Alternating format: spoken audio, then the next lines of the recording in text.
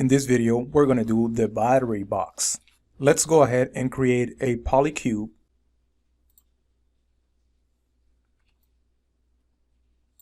Go to the inputs and start working with the height and width as well as depth.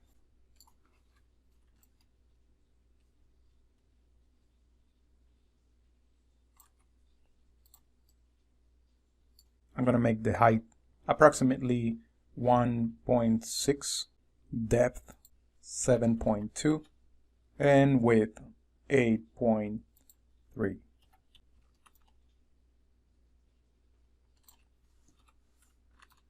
I'll try to place it right in this area. I'm going to select my vertices and I'll start moving this around. Scale those in, move those up. Let's try that again.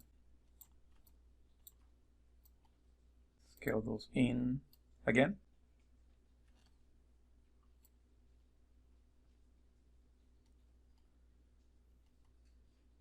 Go to object mode. We're going to make this slightly bigger.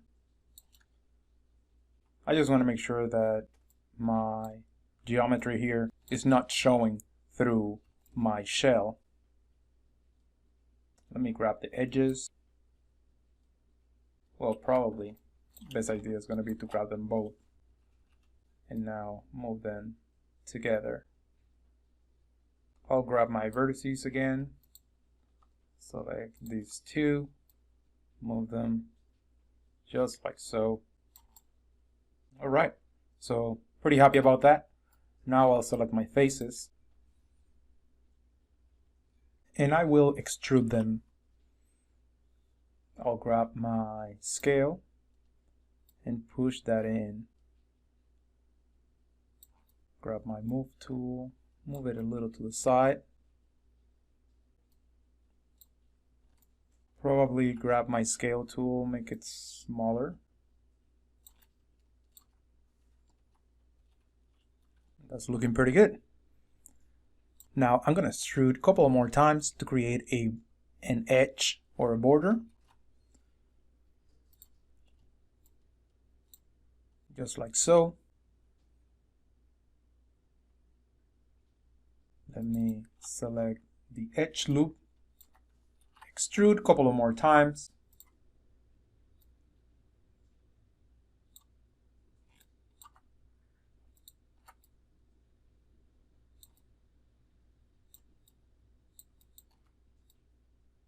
Using the thickness, you can push the geometry in a little bit, just like so. I can add divisions as well, like 3, sticking with that. Now I'll go and select my edges.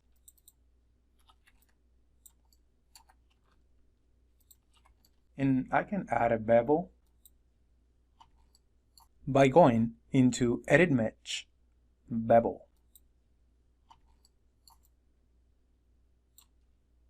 And here we can play with the fraction and we can add more segments if we want. We're going to change that to 3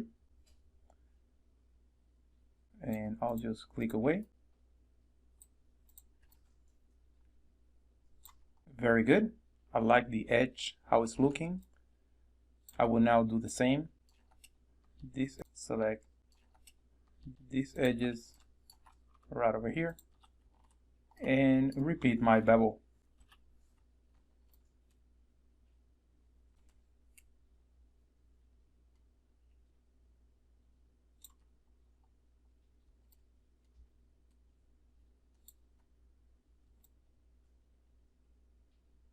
I do feel that the hole in the middle is a little too big, so I'll fix that.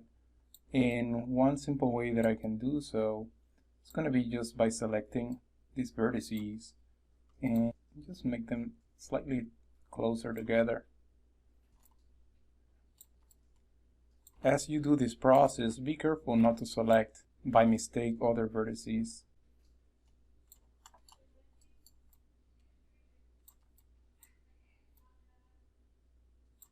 Much better. One thing to keep in mind is that not all objects need to be smooth, especially for here. This detail is just one thing that we're adding to because it's kind of almost hidden underneath the car shell. We don't have the need to smooth it. All right, so I'm pretty happy with that. At this point, I will now create a holder for the screw. And to add that detail, I'm going to start by adding a cylinder. Push it out of the way. I'm going to rotate it on Z, 90 degrees. Going into the inputs, I'm going to change the height to 0.1, radius about 0.2, so it's going to be a pretty small piece. Maybe I'll make that slightly bigger. So about 0.3 to 0.4 would be best. And the number of subdivision caps, I'm going to set that to about 2. At this point, I will duplicate my object and I'll set it back to 0 on my rotate Z. We're now going to grab both objects and combine them together by going into Mesh Combine. Select the vertices. I'm going to squeeze them together.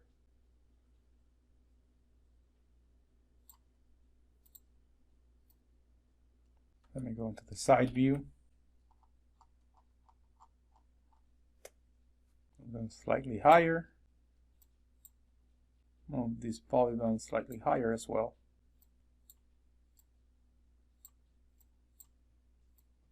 Something like that.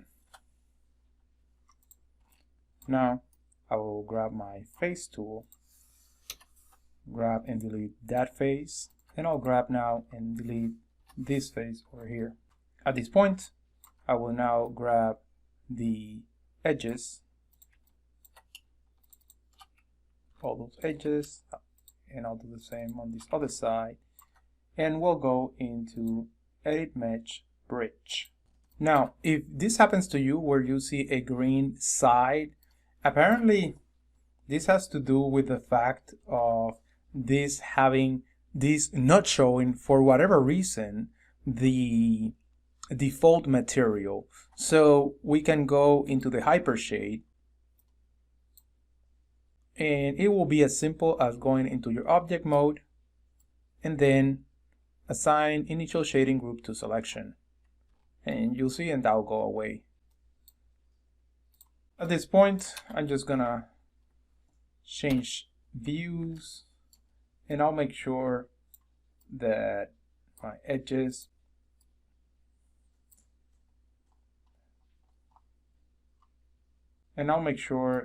my vertices and my edges are actually aligned.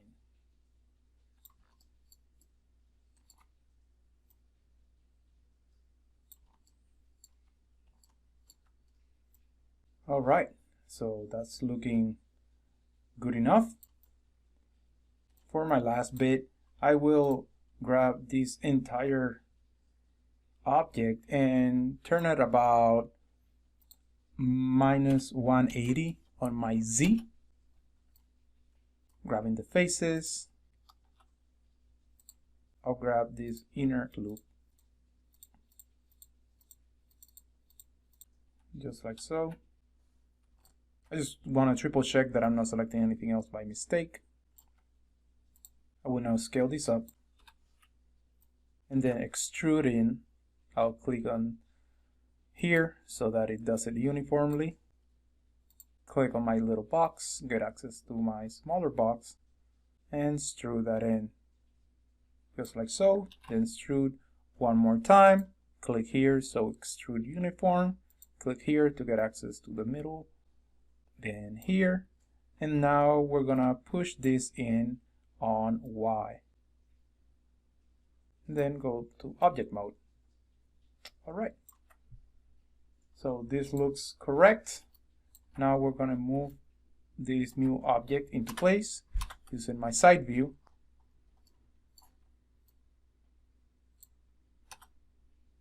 Now we can put it here, we can put it back here, We can put it off to the side if we wanted to. The good thing is that we have that choice of selecting. I'm going to go ahead and kind of put it here and probably turn it about 90 degrees on Y.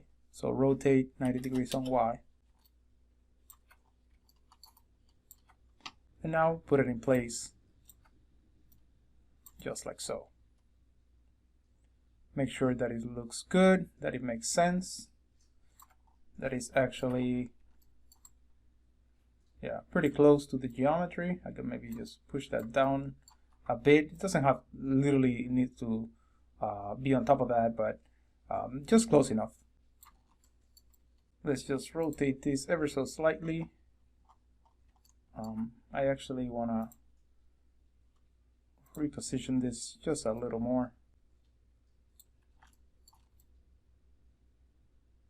I'm going to scale it down. That starts to look much better. All right. And lastly, I will go into my outliner, look for my screw, duplicate it. We can drag it out of the group. And we want to put that in position so that it fits right in that loop. Go ahead and rotate as needed.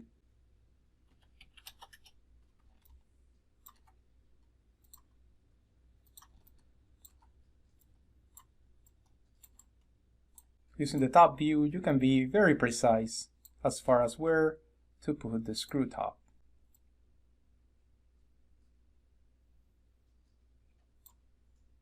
Click away and look at your results.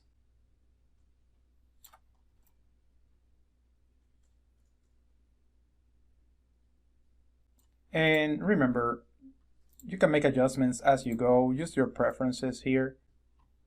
I think I like mine to be just slightly bigger. It gives more of that toy aesthetic.